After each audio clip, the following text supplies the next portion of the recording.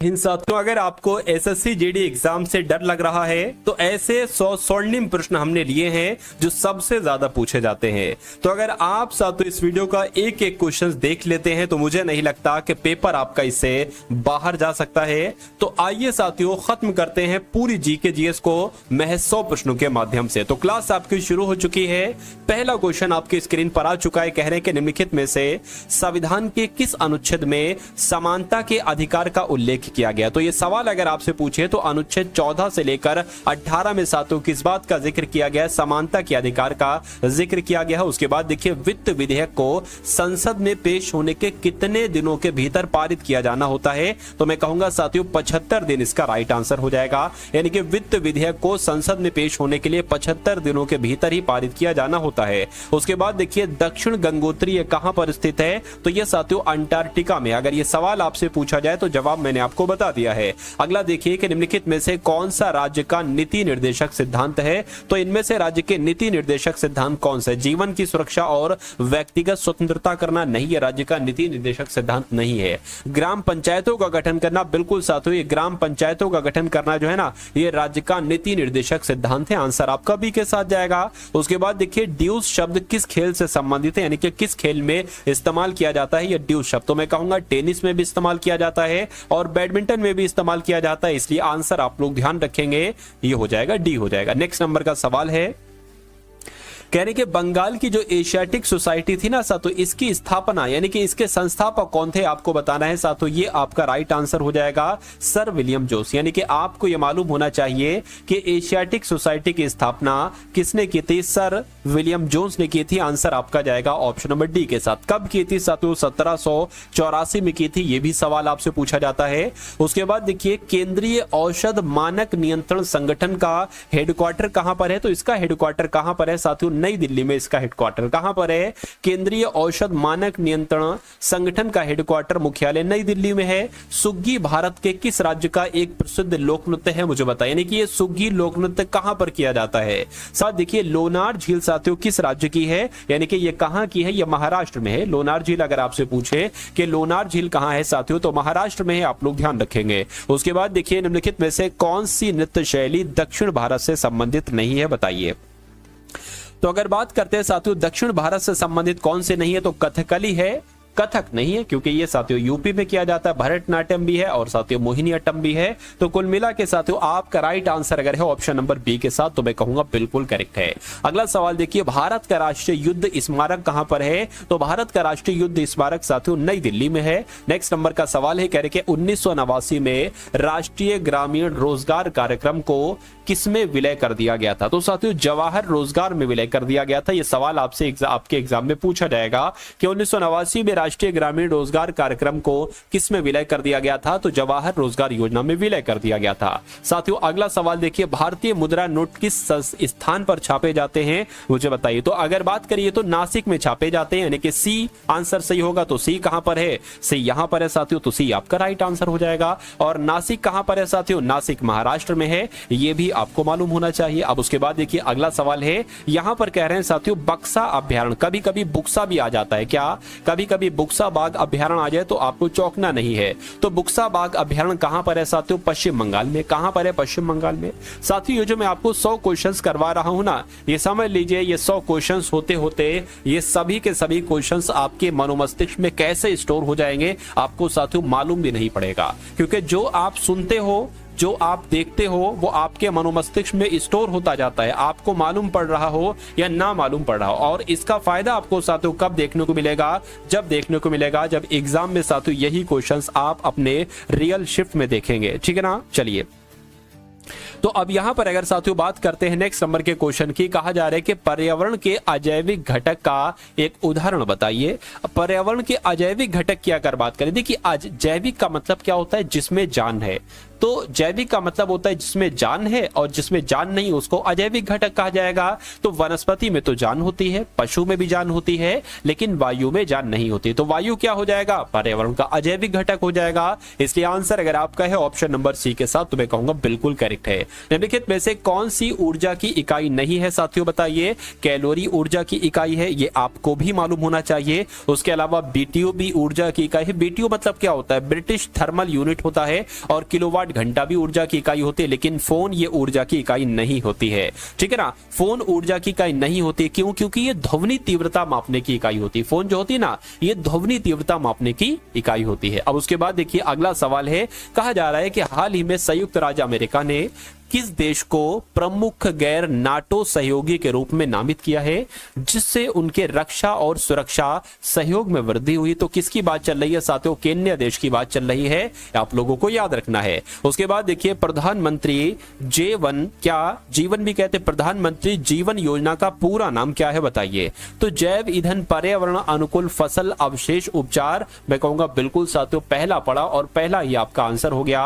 यानी कि जीवन योजना का पूरा नाम क्या है? तो जैव ईंधन पर्यावरण अनुकूल फसल अवशेष उपचार। ये थोड़ा सा आप लोग याद रखेंगे। चलिए उसके बाद देखिए 1924 में विज्ञान रत्न श्रेणी में राष्ट्रीय विज्ञान पुरस्कार किसको दिया गया था? तो इनका नाम क्या था साथियों? प्रोफेसर गोविंद राजन पद्मनाभन इनका नाम था, और इनको ही 2024 में विज्ञान श्रेणी में राष्ट्रीय विज्ञान पुरस्कार से नवाजा गया था। अगला सवाल है आपकी स्क्रीन पर, देखिए और बताइए सही जवाब क्या होगा। कहा जा रहा है T20 अंतरराष्ट्रीय में 200 छक्के लगाने वाले पहले बल्लेबाज कौन बने थे? तो इन रोहित शर्मा की बात करें तो रोहित शर्मा साथियों T20 अंतरराष्ट्रीय में 200 छक्के लगाने वाले पहले बल्लेबाज बने थे। आप लोग यहां पर ध्यान रखेंगे।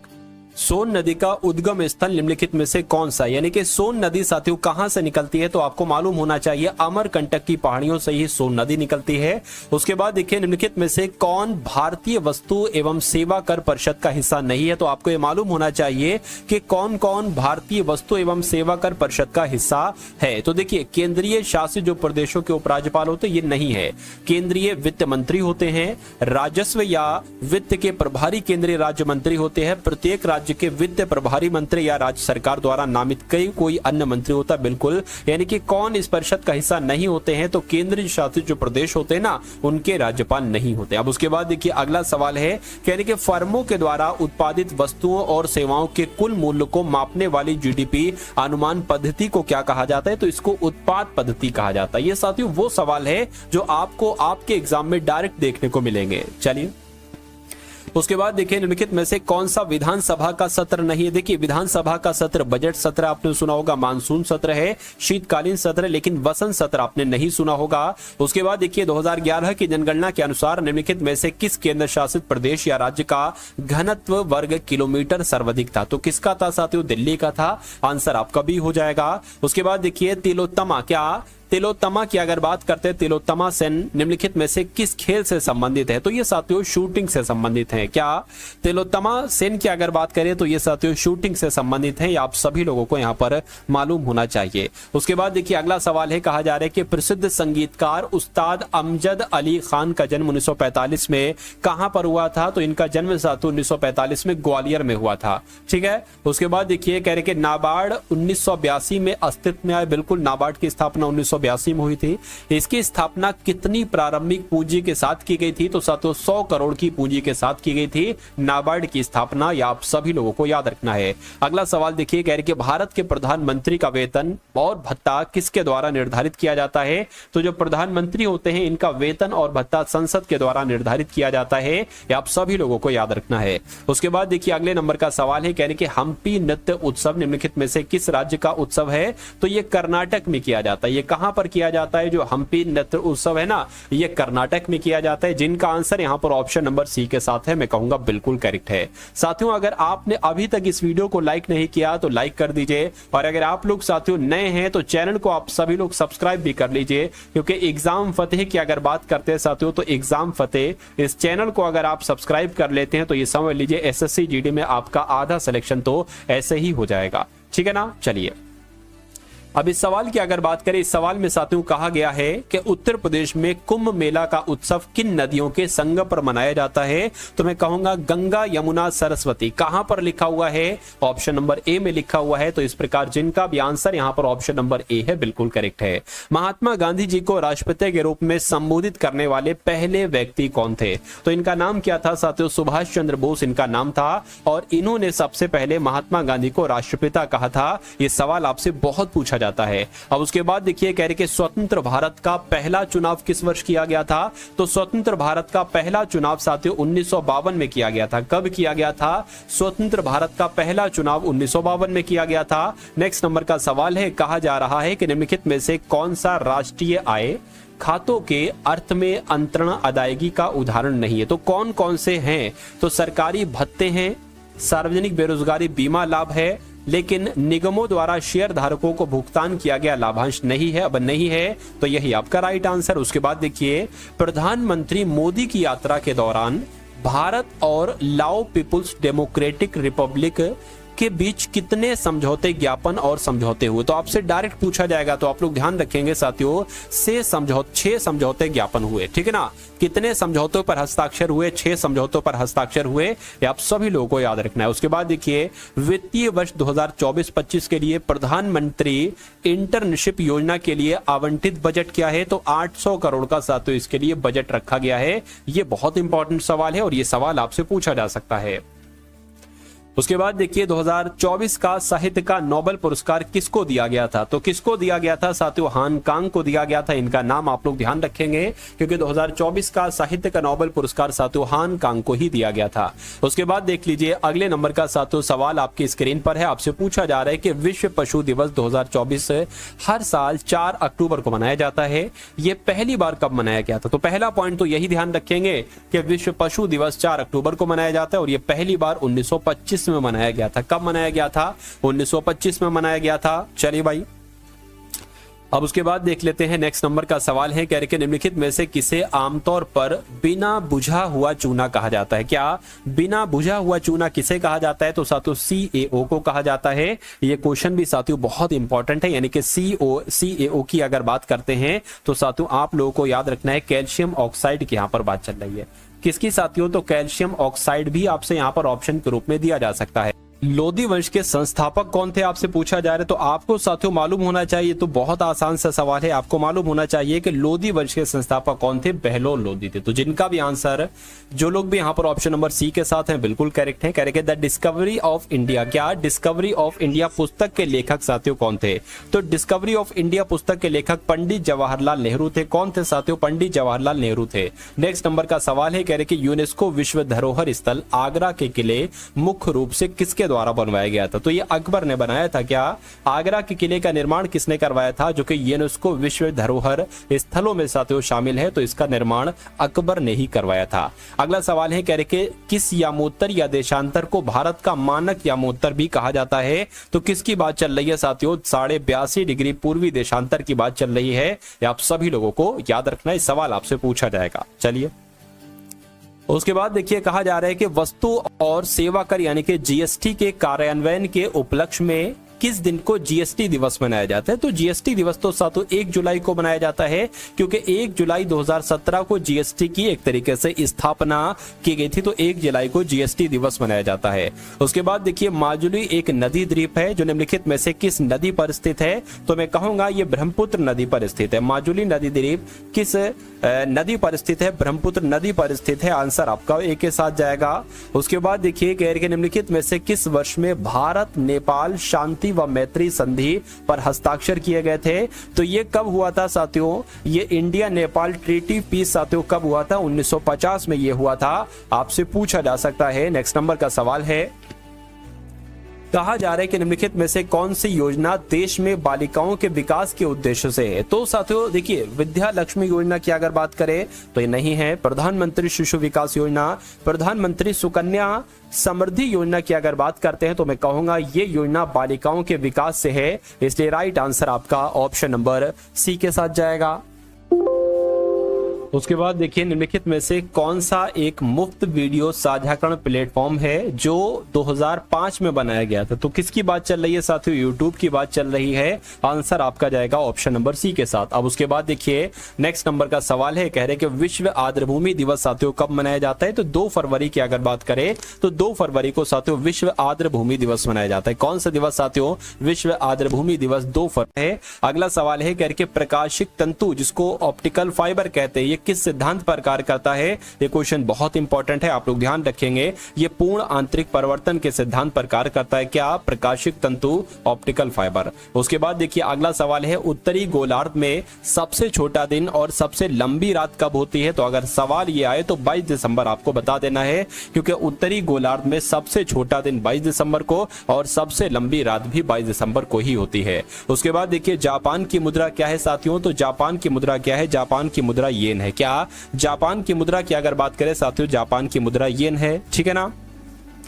अगर बात करते हैं साथियों एक येन बराबर कितने रुपए होता है। क्या, अगर भारतीय रुपए की तुलना हम साथियों येन से करें ना तो 0.66, क्या 0.66 रुपए एक तरीके से क्या एक येन बराबर होते हैं। तो आंसर आपका जाएगा खैर ए के साथ। उसके बाद देखिए यूआरएल की फुल फॉर्म आपसे पूछी जा रही है। तो क्या यूनिफॉर्म रिसोर्स लोकेटर होगी, यूनिफॉर्म रिसोर्स लोडर होगी, या यूनिफॉर्म रिसोर्स लिंकर होगी, या साथियों यूनिवर्सल रिसोर्स लिस्ट होगी। तो मैं कह सकता हूं कि यूआरएल की फुल फॉर्म अगर आपसे पूछी जाए तो आपको बताना है uniform resource locator. Right answer जिनका ऑप्शन नंबर ए है मैं कहूंगा बिल्कुल करेक्ट है। उसके बाद देखिए अगला सवाल है, कहा जा रहा है कि भारत की संप्रभुता, एकता, अखंडता की रक्षा और उसे अक्षुण्ण रखना किसके तहत उल्लिखित प्रावधान है। तो ये साथियों एक मौलिक कर्तव्य है कि भारत की संप्रभुता को, एकता को, अखंडता को बनाए रखना। आंसर आपका डी के साथ जाएगा। उसके बाद देखिए अगला सवाल है, कह रहे कि भारत का आर्थिक सर्वेक्षण किसके द्वारा प्रकाशित किया जाता है। तो किसके द्वारा साथियों, वित्तीय सेवा विभाग के द्वारा नहीं, आर्थिक मामलों के विभाग के द्वारा क्या भारत का आर्थिक सर्वेक्षण प्रकाशित किया जाता है। मैं कहूंगा बिल्कुल सही आंसर आपका ऑप्शन नंबर बी हो जाएगा। उसके बाद देखिए निम्नलिखित में से कौन सा मोबाइल सिस्टम में DDoS हमले के लिए मालिक द्वारा ट्रिगर होने की प्रतीक्षा करता है। तो बॉटनेट इसका राइट आंसर हो जाएगा। कौन सा मोबाइल सिस्टम में, तो बॉटनेट मोबाइल सिस्टम में। उसके बाद देखिए इनमें से टॉम ऑफ सेंड पुस्तक के लेखक कौन है बताइए। तो गीतांजलि श्री की अगर बात करते हैं साथियों, गीतांजलि श्री के द्वारा ये पुस्तक लिखित है जिसका नाम है टॉम ऑफ सेंड। उसके बाद देखिए कह रहे चौरी चौरा कांड के समय भारत के वायसराय कौन थे। तो उस समय साथियों भारत के वायसराय कौन थे, लॉर्ड रेनिंग उस समय भारत के वायसराय थे। ये आप सभी लोगों को यहाँ पर मालूम होना चाहिए। नेक्स्ट नंबर का सवाल है, कहा जा रहा है कि कौन सा देश अंतरराष्ट्रीय सौर गठबंधन के 100वें सदस्य में, क्या गठबंधन में 100वें पूर्ण सदस्य के रूप में शामिल हुआ है। तो किसकी बात चल रही है, आप लोग ध्यान रखेंगे, पराग्वे की बात चल रही है।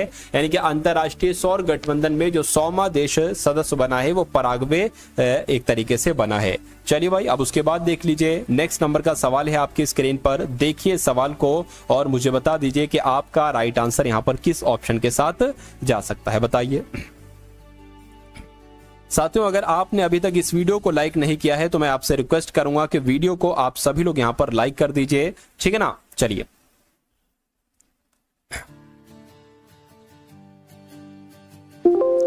निम्नलिखित में से किसने 1930 में भौतिकी का नोबेल पुरस्कार जीता था। तो साथियों किसने 1930 में भौतिकी का नोबेल पुरस्कार जीता था, साथियों सीवी रमन साहब ने जीता था।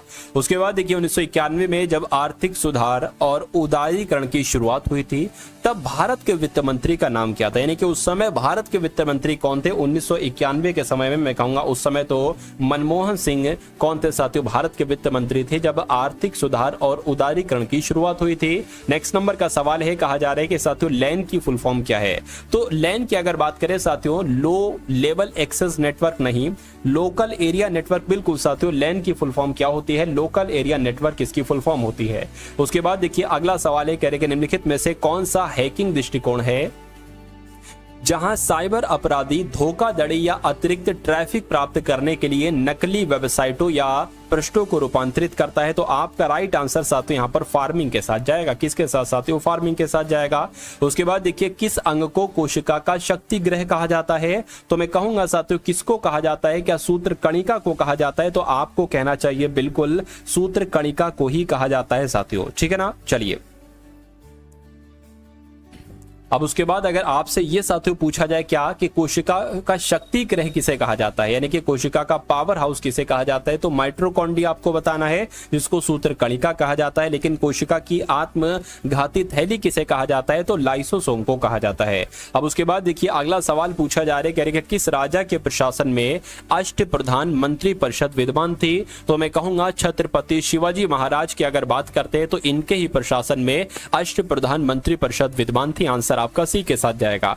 उसके बाद देखिए निम्नलिखित में से कौन ओजोन परत के ह्रास का कारण है, तो अगर बात करते हैं क्या क्लोरीन, मैं कहूंगा बिल्कुल सही। ओजोन परत के ह्रास का कारण क्या है, तो क्लोरीन है। अब उसके बाद देखिए आर्थिक पर्यावरण लेखांकन प्रणाली में अर्थव्यवस्था और पर्यावरण के बीच अंतर संबंध का विश्लेषण किसके द्वारा प्रस्तुत किया जाता है, तो किसके द्वारा प्रस्तुत किया जाता है साथियों, संयुक्त राष्ट्र सांख्यिकी कार्यालय के द्वारा प्रस्तुत किया जाता है। राइट आंसर आपका जो जाएगा वो ऑप्शन नंबर 4 के साथ जाएगा, ऑप्शन नंबर डी के साथ जाएगा। उसके बाद देखिए निम्नलिखित में से मस्कट किस देश की राजधानी है, बताइए। तो मस्कट की अगर बात करते हैं साथियों ये तो ओमान की राजधानी है। क्या मस्कट किस देश की राजधानी है साथियों, ये ओमान की राजधानी है। अगला सवाल देखिए आपकी स्क्रीन पर है, कह रहे कि बैंक ऑफ बड़ौदा के द्वारा लॉन्च किए गए नए यूपीआई भुगतान ऐप का नाम क्या है, तो इसका साथियों नाम क्या है मैं आपको बता देता हूं, बॉब ई पे। क्या ये ई भी है शामिल, ये बिल्कुल सही लिखा हो बॉब ई पे, आपका राइट आंसर हो जाएगा। ये बैंक ऑफ बड़ौदा के द्वारा साथियों यूपीआई भुगतान ऐप लॉन्च किया गया है। अगला सवाल है, कह रहे कि निम्नलिखित में से कौन India after Gandhi the history of the world's largest democracy पुस्तक का लेखक है, तो किसकी बात चल रही है, रामचंद्र गुहा साहब की बात चल रही है, ठीक है ना। India after Gandhi the history of the world's largest democracy पुस्तक के लेखक रामचंद्र गुहा हैं। उसके बाद देखिए ट्विटर पर पढ़े और लिखे जा सकने वाले छोटे संदेशों को क्या कहा जाता है, तो ट्वीट्स कहते हैं। क्या कहते हैं साथियों, इनको ट्वीट्स कहा जाता है, यह आप सभी लोगों को ही मालूम होगा। उसके बाद देखिए अगला सवाल है, कह रहे कि राष्ट्रीय मानव अधिकार आयोग का गठन किस कानून के अधीन किया गया था, तो किस कानून के अधीन किया गया था, यह मानव संरक्षण अधिनियम 1993 के तहत किया गया था। क्या जो राष्ट्रीय मानव अधिकार आयोग का गठन किया गया था, यह मानव अधिकार संरक्षण अधिनियम 1993 के तहत ही किया गया था। भारत का कुल क्षेत्रफल विश्व के कुल क्षेत्रफल का लगभग कितना प्रतिशत है, तो मैं कह सकता हूं 2.4% है। यह आप सभी लोगों को यहां पर मालूम होना चाहिए। चलिए भाई अब उसके बाद देखिए कह रहे कि इक्वाडोर और पेरू के तट के पास गर्म समुद्री सतह के पानी का कभी कभी विकास किस रूप में किया जाता है, तो साथियों एल नीनो के रूप में किया जाता है। सवाल अगर आपके सामने डिक्टो आएगा तो डिक्टो साथियों आपको आंसर उतार देना है। अगला सवाल देखिए भारतीय राष्ट्रीय कांग्रेस के पहले सत्र का आयोजन कहां पर किया गया था, बताइए। तो आप सभी लोगों को मालूम होना चाहिए साथियों भारतीय राष्ट्रीय कांग्रेस के पहले सत्र का आयोजन तो बॉम्बे में किया गया था। अगला सवाल है उत्तर प्रदेश का शहर सहारनपुर किस उद्योग के लिए प्रसिद्ध, यानी कि जो उत्तर प्रदेश का शहर सहारनपुर है ये साथियों किसके लिए जाना जाता है, ये लकड़ी पर नक्काशी के कुटीर उद्योग के लिए जाना जाता है। आंसर आपका डी के साथ। उसके बाद देखिए अगला सवाल है, कहा जा रहा है साथियों नरवंश विज्ञान किसमें शामिल नहीं है, तो साथियों क्षेत्र नोट्स में शामिल है, वस्तुनिष्ठ विश्लेषण में शामिल नहीं है, प्रतिभागी अवलोकन में है और मूल्य तटस्थता में है, यानी कि आपका राइट आंसर शामिल नहीं है ये पूछा गया था, तो आंसर आपका बी के साथ जाएगा। उसके बाद देखिए भारतीय संविधान का निम्नलिखित में से कौन सा अनुच्छेद भारत के वित्त आयोग से संबंधित है, तो अगर अनुच्छेद 280 की बात करते हैं इसका संबंध साथियों भारत के वित्त आयोग से ही है। आंसर आपका जाएगा ए के साथ। उसके बाद देखिए कहा जा रहा है साथियों यहाँ पर कि लाख बहुशी पक्षी अभ्यारण्य जो है ना ये उत्तर प्रदेश में कहां पर है, तो ये तो कन्नौज में डायरेक्ट आपसे पूछा जाता है एग्जाम में कि लाख बहुशी पक्षी अभ्यारण्य कहां पर है, साथियों कन्नौज में है। आंसर आपका जाएगा ऑप्शन नंबर किसके साथ साथियों, ऑप्शन नंबर ए के साथ। भाई बहुत बढ़िया, वेरी गुड क्लास। चलिए साथियों अब अगर बात करते हैं यहां पर देखिए अब आपके साथियों कितने क्वेश्चन हो चुके हैं, 80 क्वेश्चन लगभग हो चुके हैं। 20 क्वेश्चन साथियों यहां पर हम लोग और देखेंगे, ठीक है ना, क्योंकि मैंने आपको बताया था साथियों पूरे 100 क्वेश्चंस की आपके सामने से गुजरने वाले हैं बहुत तेजी के साथ। चलिए तो न्यूनतम समर्थन मूल्य यानी कि एमएसपी किससे संबंधित है, तो ये तो साथियों कृषि की वस्तुओं से संबंधित है। आंसर आपका ऑप्शन नंबर ए के साथ जाएगा, ए के साथ नहीं भाई सी के साथ जाएगा। उसके बाद उत्तर प्रदेश के बुंदेलखंड क्षेत्र में कौन सी बोली बोली जाती है, तो बुंदेली बोली जाती है। आंसर आपका सी हो जाता है। मुगल काल में उत्तर प्रदेश का कौन सा घराना संगीत का सबसे बड़ा केंद्र था, तो किसकी बात चल रही है साथियों, आगरा घराने की बात चल रही है। उसके बाद देखिए नौकरी खोजने, पेशेवरों से जुड़े रहने और नए कर्मचारियों की भर्ती के अलावा हमें अनुभवी यानी कि क्या चीज हमें अनुभवी कर्मचारियों की सलाह से अपने व्यवसाय को बढ़ावा देने की मदद करता है? तो एक साथियों लिंक्डइन है। क्या साथियों? लिंक्डइन है। यहां पर नौकरी खोज सकते हैं, पेशेवर से जुड़े रहने और नए कर्मचारियों की भर्ती के अलावा लिंक्डइन हमें अनुभवी कर्मचारियों की सलाह से अपने व्यवसाय को बढ़ावा देने में भी मदद करता है। ये आपका राइट आंसर हो जाएगा, ऑप्शन नंबर ए। उसके बाद देखिए, प्रसिद्ध संगीतकार भूपेन हजारिका को भारत निम्नलिखित में से किस वर्ष भारत रत्न से नवाजा गया था? तो इनको 2019 में साथियों भारत रत्न से नवाजा गया था। अब उसके बाद देख लीजिए अगले नंबर का साथियों सवाल है, आपसे पूछा जा रहा है कि पर्यावरण प्रदूषण का सबसे प्रमुख कारण क्या हो सकता है? तो औद्योगिकरण, जनसंख्या में वृद्धि, कृषि में रसायन का प्रयोग या खनन। तो साथियों औद्योगिकरण यानी कि जो भी इंडस्ट्रियल एरिया है ना, वहां पर धुआं वगैरह बहुत ज्यादा होता रहता है, तो वो पर्यावरण प्रदूषण का सबसे एक प्रमुख कारण बन सकता है। उसके बाद देखिए, स्वतंत्र भारत के प्रथम गवर्नर जनरल कौन थे? तो स्वतंत्र भारत के पहले गवर्नर जनरल कौन थे? लॉर्ड माउंटबेटन थे। कौन थे साथियों? लॉर्ड माउंटबेटन थे। उसके बाद देखिए, आधारित सिद्धांत उपागम में किसका विश्लेषण होता है? तो मैं आपको बता देता हूं, गुणात्मक आंकड़ों का साथियों विश्लेषण होता है। ये सवाल भी इंपॉर्टेंट है और डायरेक्ट आपसे सवाल आएगा। देखिए यहां पर कुछ सवाल ऐसे हैं जो आप अगर एग्जाम फतेह से पढ़ ले तो आप कर डालोगे, लेकिन अगर आप नहीं पढ़ रहे हो ना, तो ये समझ लीजिए इस सवाल कोई आपको कराएगा नहीं। ऐसे सवाल जो डायरेक्ट एग्जाम में पूछे जाते हैं और ये किताबों में नहीं आपको मिलेंगे और कोई टीचर भी साथियों नहीं कराएगा। इसलिए चैनल पर नए हैं तो चैनल को जरूर सब्सक्राइब कर लीजिए साथियों, और बेल आइकन पर क्लिक कर लीजिए और वीडियो को भी जरूर सब्सक्राइब करके लाइक कर दीजिएगा। युआन की अगर बात करें तो युआन किस देश की मुद्रा है साथियों? ये चीन की मुद्रा है। क्या युआन की अगर बात करते हैं साथियों, युआन कहां की मुद्रा है? तो साथियों चीन की मुद्रा है। आंसर आपका जाएगा ऑप्शन नंबर बी के साथ। चलिए, आधिकारिक मुद्रा है साथियों, वैसे इसको रेनबिन्बी के नाम से भी जाना जाता है। अब उसके बाद देखिए, कह रहे कि the old man and the sea नामक संक्षिप्त नॉवेल उपन्यास के लेखक कौन है? तो अर्नेस्ट हेमिंग्वे का नाम आप लोग ध्यान रखेंगे। इन्होंने ही the old man and the sea नाम का एक नॉवेल लिखा था, एक उपन्यास लिखा था। उसके बाद देखिए, चिल्का झील निम्नलिखित में से किस राज्य में स्थित है? तो चिल्का झील तो साथियों ओडिशा में स्थित है। कहां पर? चिल्का झील ओडिशा में स्थित है। भारत में वायु रोकथाम और प्रदूषण नियंत्रण अधिनियम किस वर्ष में पारित किया गया था? तो 1981 में पारित किया गया था। कब किया गया था? 1981 में। उसके बाद देखिए, हाल ही में किस भारतीय शहर को विश्व शिल्प परिषद से वर्ल्ड क्राफ्ट सिटी यानी कि विश्व शिल्प शहर का दर्जा प्राप्त हुआ है? तो किसकी बात चल रही है साथियों? श्रीनगर की बात चल रही है, ठीक है ना। यानी कि विश्व शिल्प शहर किसे कहा जाता है? अगर इतना आपसे पूछा जाए तब भी आपको श्रीनगर बतला देना। मानव अधिकार दिवस साथियों कब मनाया जाता है? तो 10 दिसंबर की अगर बात करते हैं, 10 दिसंबर को मानव अधिकार दिवस मनाया जाता है। उसके बाद देखिए, माना जाता है कि दिल्ली के मेहरौली में स्थित लौह स्तंभ किसकी उपलब्धियों को एक तरीके से दर्ज करता है? तो मैं कहूंगा ये चंद्रगुप्त द्वितीय की उपलब्धियों को दर्ज करता है। ये आप लोग ध्यान रखेंगे, सवाल आपसे एग्जाम में पूछा जा सकता है। उसके बाद देखिए, विश्व विकास रिपोर्ट किसका एक वार्षिक प्रकाशन है? तो क्या संयुक्त राष्ट्र विकास कार्यक्रम का है? नहीं। पुनर्निर्माण और विकास के लिए अंतरराष्ट्रीय बैंक का? मैं कहूंगा बिल्कुल सही साथियों, आंसर आपका ऑप्शन नंबर बी के साथ ही जाएगा। निम्नलिखित में से अगर बात करते हैं कौन सा स्टक्स नेट है? तो यहां पर साथियों जो वर्म है ना साथियों, वर्म, ये स्टक्स नेट है। ये आप सभी लोगों को याद रखना है, यानी कि एक सॉफ्टवेयर होता है। ये किसी वस्तु की गर्माहट को उसके किसके द्वारा मापा जा सकता है? तो मैं कहूंगा तापमान के द्वारा मापा जा सकता है। यानी कि कोई वस्तु कितनी गर्म है, यह तापमान के आधार पर ही तो साथियों चेक कर सकते हैं। निम्नलिखित में से किस प्रक्रिया में केंचुआ जैव निम्नीकरण ठोस अपशिष्ट को विघटित करता है? तो साथियों वर्मी कंपोस्टिंग प्रक्रिया में आप लोग ध्यान रखेंगे, ये ठोस अपशिष्ट को विघटित कर सकता है। आप लोगों को मालूम होना चाहिए केंचुआ जैव। अब उसके बाद देखिए, अगले नंबर का सवाल है और अंतिम सवाल है। कह रहे कि सीपीआई निम्नलिखित में से सही संक्षिप्त रूप तो बताइए। यानी कि सीपीआई की फुल फॉर्म यहाँ पर साथियों आपको बताना है कि इसकी फुल फॉर्म साथियों क्या हो सकती है। देखिए और बताइए, राइट आंसर आपका यहाँ पर किस ऑप्शन के साथ जाएगा, बताइए।